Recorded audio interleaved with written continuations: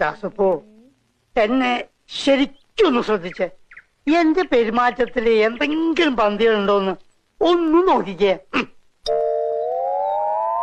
ചേട്ടാ ചേട്ടാ കാട്ടോർമ്മൻ ചേട്ടാ,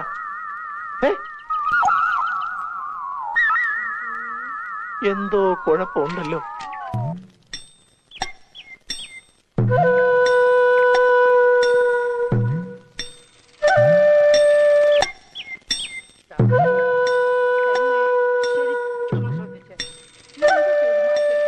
അല്ല, ഇതാരാ?